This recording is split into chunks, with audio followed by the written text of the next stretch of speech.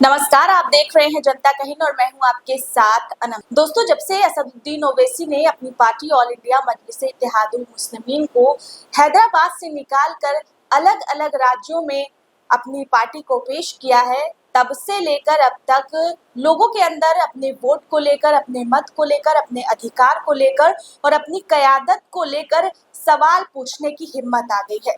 एक video social media पर viral हो रहा है। क्या कुछ है वीडियो में, इस पर विस्तार से बात करने के लिए हमारे साथ ज़ैफ जुड़ चुके हैं। ज़ैफ, वीडियो सोशल मीडिया पर वायरल हो रहा है जो कि बिहार का है। आपने देखा होगा, क्या है पूरा मामला, आप बताइए विस्तार से। अगर आप 2015, 14 या 16 के उस पार जाएंगे तो शायद मुस्लिम इतना सवाल पूछता था जितना आज पूछ रहा है। जुनैद, नासिर, तबरेज, यहाँ तक कि अलीगढ़, वसीम, जाकिर कुरैशी सब पर सवाल पूछ रहे हैं। इन सारे लोगों पर सवाल पूछ रहे हैं कौन? मुस्लिम समाज के लोग। देखिए, सबसे बड़ी बात ये बात आप समझ लीजिए कि तलवार के धार से ज्यादा तेज होता है सवाल। जब इंसान के अंदर सवाल पैदा हो जाती है तो इंसान बहुत घातक हो जाता है। लेकिन सवाल ये है कि इतनी जागरूकता आई कहाँ से, इतनी अवेयरनेस आई कहाँ से मुस्लिम समुदाय के अंदर? असदुद्दीन अवैसी जो बात करते हैं वो प्रूफ के साथ बात करते हैं। और असदुद्दीन अवैसी जब मंच से कोई बात रखते हैं तो बिना डॉक्यूमेंट्स और बिना सर्च के वो कोई ऐसी बात नहीं कहते। और मुसलमान समाज के साथ साथ हिंदू समाज के लोग भी असदुद्दीन अवैसी को अब सुनने लगे पहलगाम आतंकी हमले के बाद। अब वो सवाल जो है वो लोगों के दिलों में बैठने लगा कि यार, ये सवाल अगर असदुद्दीन अवैसी पूछ रहे हैं तो ये सवाल मैं क्यों नहीं पूछ सकता हूँ? पूछने का हक मुझे क्यों नहीं है? आर्टिकल 19 मुझे भी तो इजाजत देता है कि मैं सवाल पूछ लूं। तो इसी तरह लोग सवाल पूछ रहे हैं। आपने बात करी कि बिहार का एक वीडियो जो है बहुत तेजी से वायरल हो रहा है। बिहार का जो वीडियो वायरल हो रहा है ये कोचाधामन विधानसभा है। विधायक जी का नाम मोहम्मद इजहार अस्फी है। ये अपने क्षेत्र में घूमने गए थे और इनसे कई लोगों ने, जिसमें एक शख्स मुखर होकर सवाल पूछ रहा। ये वही विधायक हैं जो 2020 में ऑल इंडिया मजलिस-ए-इत्तेहादुल मुस्लिमीन के परचम में चुनाव जीते थे और जीत कर विधायक बन के विधानसभा पहुंचे थे। और उसके बाद सीएम के रेस में सीटें कम पड़ रही थी। सीएम बनाने के रेस में सीटें कम पड़ रही थी तो तेजस्वी यादव आरजेडी इंडिया गठबंधन ब्लॉक के लोगों ने इन्हें खरीदा था। ये लोग आरोप लगा रहे हैं। अब ये बिके या नहीं बिके ये तो मोहम्मद इजहार अस्फी बता सकते। लेकिन अब यहाँ पर यह है कि आपने कहा कि इतना सवाल अंदर आने क्यों लगा, लोग इतना सवाल क्यों पूछने लगे।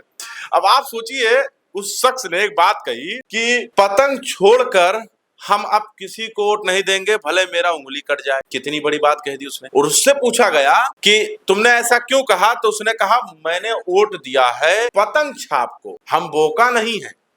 मतलब वहां के भाषा में बोका कहते हैं। बोका मतलब मैं पागल नहीं। उस शख्स ने कहा मैं बोका नहीं हूँ, मैंने एमआईएम को वोट किया है और तुम भाग गए, चोरी किए। इतने में जो विधायक जी हैं वो कहते हैं कि मेरा नाम इजहार एसपी है, मैं जो कहता हूँ वो करता हूँ। विधायक जी जो कहते हैं वो करते हैं। क्या वाकई में 2020 में कोचाधामन की जनता से वादा किया था कि मैं तुम्हारे बदहाली से तुमको बाहर निकालूंगा, मैं तुम्हारे हालात को विधानसभा के पटल पर रखूंगा और तुम्हारे हक की बात करूंगा, तुम्हारे पर हो रहे जुल्म और अत्याचार की आवाज बनो। क्या विधायक जी ये हुए? क्या विधायक जी इस पर खरे उतरे? ये मैं नहीं पूछ रहा हूँ, कोचाधामन के लोग बोल रहे हैं। जब उस व्यक्ति ने कहा कि हमने पतंग छाप को वोट दिया और आपने पार्टी क्यों बदली, विधायक जी के पास कोई जवाब नहीं था। उन्होंने गले लगा लिया उस व्यक्ति को। सवाल पूछने वाले को हमेशा तरजीह दी जाती है, ये बात याद रखना। सवाल पूछने वाले को हमेशा तरजीह दी जाती है और उसे बड़े प्यार से, अदब और एहतराम से अपने बगल में बैठाया जाता है जो सवाल पूछता। अगर उससे गले लगा दिया तो कोई बड़ी बात नहीं है। एक और वीडियो वायरल हो रही सोशल मीडिया पर। नहीं, इजहार अस्फी जो विधायक है उन्होंने उस व्यक्ति को गले लगाया, लेकिन उस व्यक्ति ने उस टाइम पर भी ये बात कही कि मैं आपको वोट नहीं दूंगा, मैं सिर्फ पतंग छाप को ही वोट दूंगा, चाहे मेरी उंगलियां ही क्यों ना कट जाएं। हाँ, ये इस कदर मतलब जागरूकता ये यही नहीं। हाँ, आप एक देखिए, एक विधानसभा में राजद के एक नेताजी पहुंच जाते हैं, वो भी उम्मीदवार हैं। वो कहते हैं कि आप आरजेडी से आएंगे, अगर असदुद्दीन अवैसी को अपनी पार्टी में शामिल करके आएंगे तो 18% वोट हम आपको देंगे, अन्यथा हम आपको नहीं देंगे, आप निर्दलीय आ जाए, हम आपको वोट दे देंगे। अभी आपके सीमांचल दौरे पर थे राजद के फायर नेता और दिग्गज नेता, कौन? तेजस्वी यादव। जब वो पहुंचे तो उनके गाड़ी के पास लोग खड़े होकर AIM का नारा लगा रहे थे और कह रहे थे मेरे मुद्दे पर खामोश क्यों हो। मैंने देखा वो भी। हाँ, वही मैं बता रहा हूँ, वो कह रहे हैं मेरे मुद्दे पे खामोश क्यों, बोलो ना, मेरे मुद्दे पे खामोश क्यों, बोलो ना। राहुल और तेजस्वी की रैली में हर रैली झंडे में- दिखा रहे थे हर MIM में। रैली में, क्योंकि चैलेंजिंग होने वाला है चैलेंजिंग बहुत। होने वाला है, चैलेंज है ये।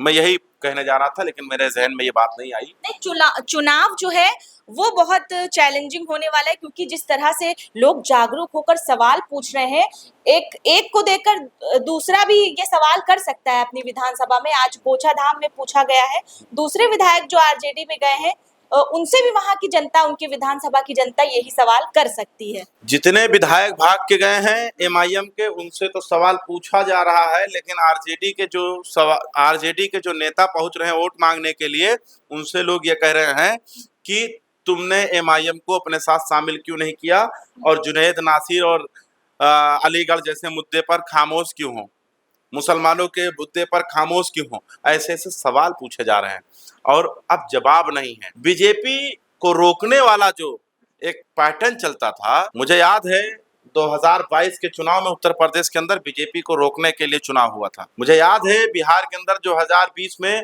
बीजेपी को रोकने के लिए चुनाव हुआ था। मुझे याद है 2024-2019 में बीजेपी को रोकने के लिए चुनाव हुआ था। चुनाव रोकने के लिए हुआ, बीजेपी को कोई नहीं रोक पाया। ये बात मुसलमानों को मालूम चल गया, उनको मालूम चल गया जो लोग इस वक्त सवाल पूछ रहे हैं। और सवाल, फिर मैं कह रहा हूं, तलवार के धार से भी ज्यादा तेज होता है। लगता नहीं ज़ैफ आपको कि यही सवाल हर विधानसभा में जो वोटर्स हैं अपने अपने विधायक से करें, तो जो पिछड़े रिहायशी इलाके हैं वो विकास से दूर ना हो, वहां पर भी विकास हो पाएगा। सवाल करना चाहिए, जाति धर्म के नाम पर वोट नहीं देना चाहिए, सवाल पूछना बहुत जरूरी होता है ना। सवाल से विकास होगा? बिल्कुल होता है, बिना सवाल के विकास नहीं होता है। ठीक है, बहुत बहुत शुक्रिया हमारे साथ बात करने के लिए। तो हम बात कर रहे थे कि मुसलमानों के मुद्दों पर असदुद्दीन ओवैसी के आने के बाद लोगों के अंदर एक सवाल पूछने की, अपने वोट और अपने हक और अपने अधिकार को लेकर नेताओं से सवाल पूछने की जो जागरूकता आई है, उस पर चर्चा कर रहे थे। दोस्तों, आपकी क्या राय है? हमें कमेंट सेक्शन में अपनी राय जरूर दीजिएगा। बने रहें और देखते रहें जनता कहे।